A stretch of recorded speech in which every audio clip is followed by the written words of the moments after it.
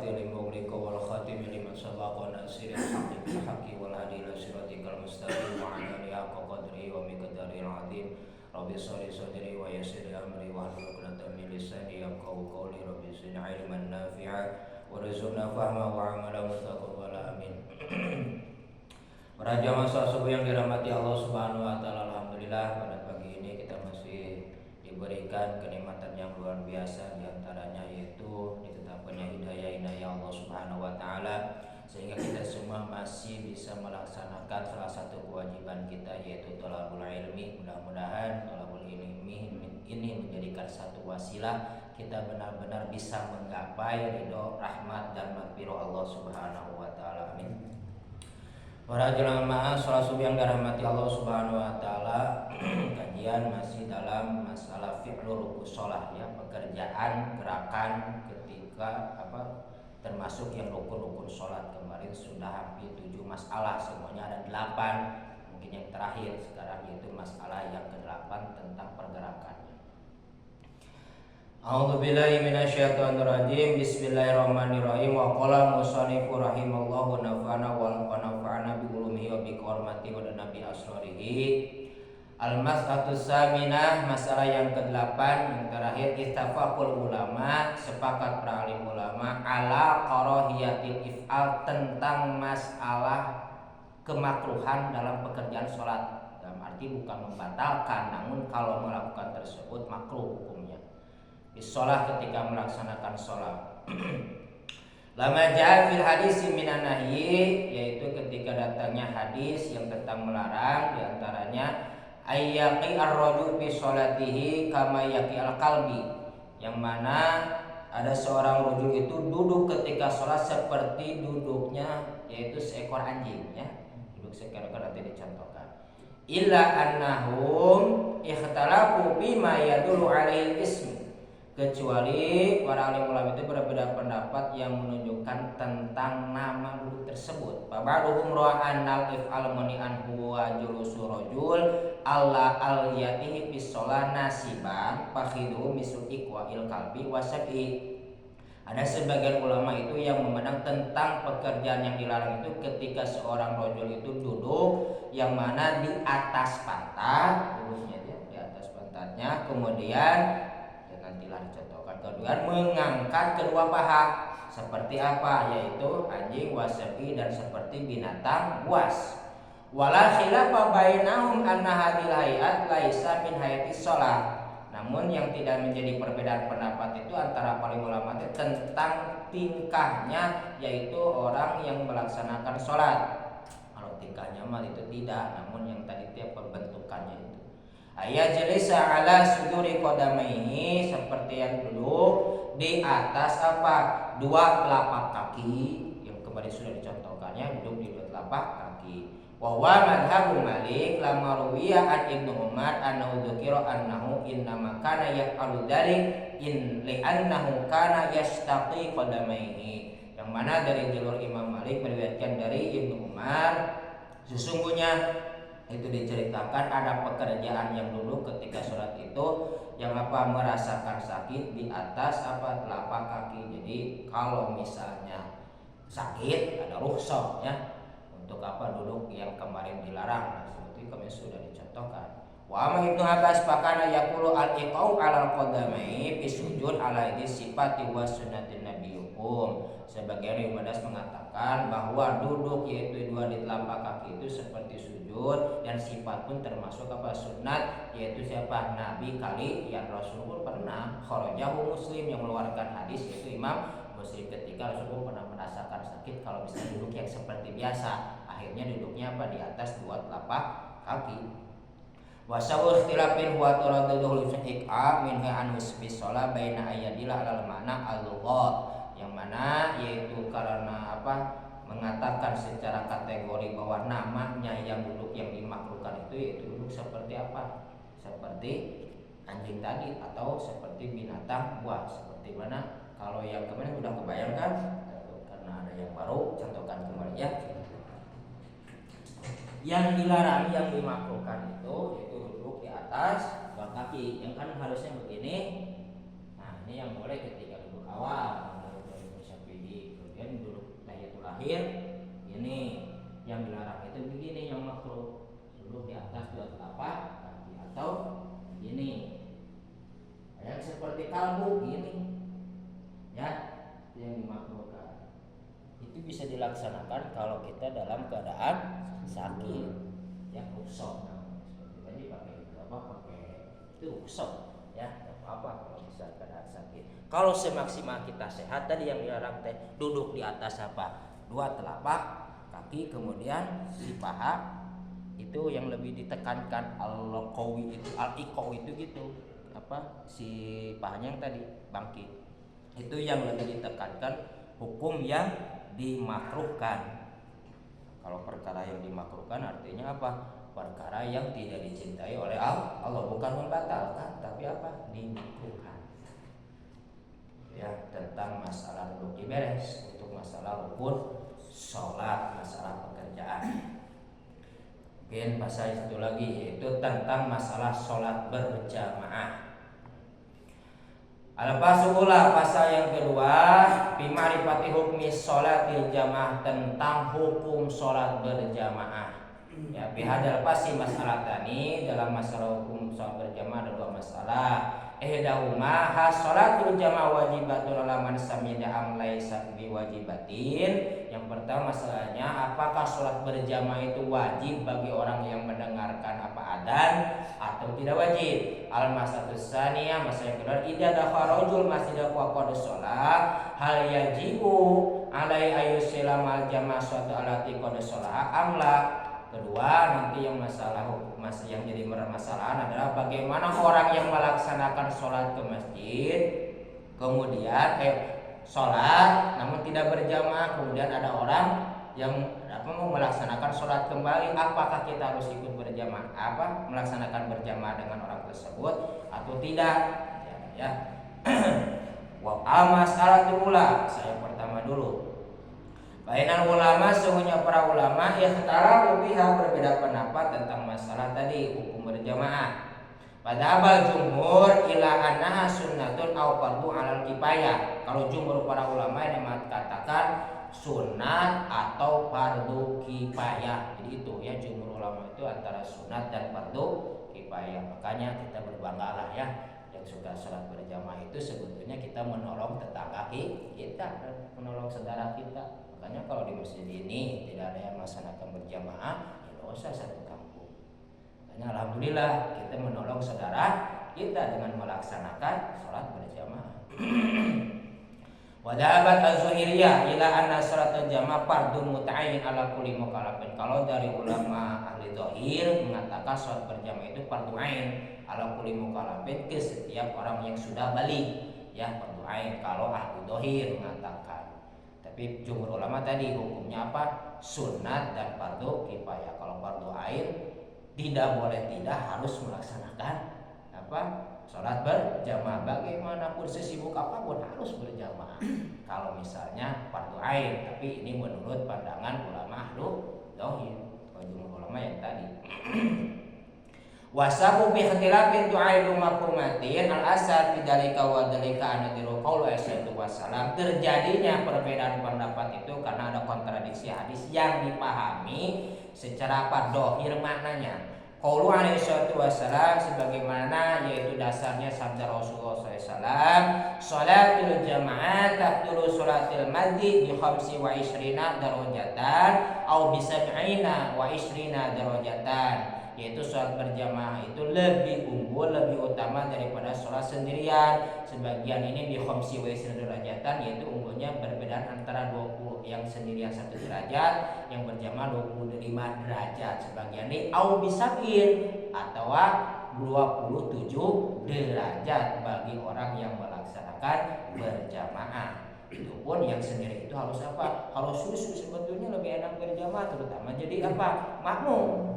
Udah apa kasarnya ada yang sedikitnya menanggung, tetap kalau amalnya kembali kepada diri kita ya, masalah pembatalan semua. Namun setidaknya kalau kita ada kesalahan sedikit ada menanggung siapa? Imam. Kedua apa? Derajatnya lebih apa? Lebih tinggi. Tapi kalau salah sendiri harus khusyuk. Terus apa? Derajatnya apa? Kecil. satu kan gitu, tambah harus khusyuk. Makanya enak kalau orang bisa memaksakan untuk sholat berjamaah. Yani anna sholata bil jamaati min jinsil madufi ilaihi, yakni yang dimaksud dengan sholat berjamaah tersebut maka mengkategorikan jenis al-madubu, maksudnya yang disunatkan. Makanya para ulama itu mengambil makna dari hadis tersebut itu hukumnya sunat. Wa ka'ana kamul zaini alaihi wassalam pakana qala wassalam. Kemudian penyempurnaannya tentang hadis tersebut ada penambahan yang menghukumi wajib, yaitu kalimat sholatul jamaah akmalu minal sholatil munfarid. Sholat berjamaah itu lebih sempurna daripada sholat sendiri. Itu hadis yang untuk penyempurnaan yang tadi. Wal kamalu innama huwa syai'un dini ala ijai, yang masuk penyempurnaan di sini, yang penambahan tadi yaitu apa? Batasan yang mencukupi, artinya tadi lebih sempurna, maksudnya lebih apa? Lebih unggul itu. Tadi matafdul, sekarang akmal. Wa hadisu akmal masyhur hina istadi fi talibi an sholatil jamali anau la qa'ida lahu. Kemudian kedua ya hadis, yaitu ada sahabat yang apa? Yang ketika akmal buta, yang masyhur ketika apa mau minta izin kepada siapa? Baginda Rasul. Kemudian para ulama itu apa kata si buta tersebut, karena tidak apa ada yang mengikuti untuk melaksanakan berjamaah dan tidak ada yang menuntun. Para khasalahu bidzalika summa qala wassalam. Nah, kemudian Rasul pun memberikan rukhsah kepada orang tersebut yang tidak melihat tadi. Dia pernah minta izin kepada Rasul, saya bukannya tidak mau berjamaah, tapi saya tidak bisa melihat dan tidak ada yang menuntun saya. Apakah ada rukhsah keringan kepada saya? Para khasa, maka Rasul memberikan apa? Keringanan. Namun bidzalika summa qala wassalam, Rasul berkata, "Atasmu anida, apa kamu mendengar ada kumandang adzan?" Kata Rasul. Qala, kata itu orang yang buta, "Nah, saya mendengar adzan mah." Qala la ajidu laka rukhsah, maka kamu tidak mendapat apa? Keringanan karena kamu apa? Mendengar ada. Ini hadis penekanan hal apa? Seharusnya apa yang harus kita melaksanakan berjamaah. Orang yang buta pun harus apa? Ditekan juga itu kalau selama apa? Mendengar adzan. Dalam arti bukan ya, itu yang mengkategorikan hukum wajib hadis yang kedua ya. Apa yang diambil oleh ahli dzahir. Wa kan nasi bi wujubiha ma'adamil udri, itu maka mengambil nas dari hadis tersebut itu hukum wajib serta apa? Tidak adanya apa? Walaupun apa? Diiringi dengan udzur yang tadi itu udzur apa? Tidak melihat. Kharajahu Muslim, yang meriwayatkan hadis tersebut yaitu Imam Muslim. Wa mimma yaquhu hadisu Abi Hurairah al-muttafaq alaihi sahih. Kemudian kedua hadis yang dikuatkan dari jalur Abu Hurairah, yang dimana sepakat para ulama tentang sahihnya hadis tersebut. Wa huwa anna Rasulullah sallallahu alaihi wasallam, yang mana itu apa? Abu Hurairah, sungguhnya Rasul sallallahu alaihi wasallam qala, bersabda baginda Rasul, walladzi nafsi biyadihi, demi apa? Yaitu dat yang mengurusku, laqad hamamtu, yaitu yakin apa? Mengumpulkan an amru bi hatabin babayuh tabu.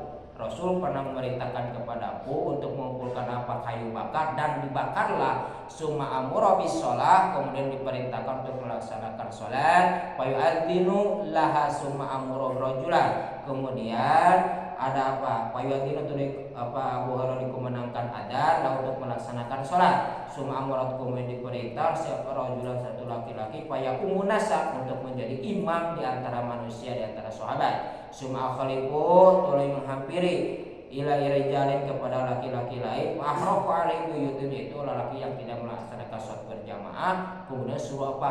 Membakar rumah-rumah orang yang tidak melaksanakan salat berjamaah. Ini kedua hadis penekanan seharusnya kita memaksakan selama dalam keadaan apa?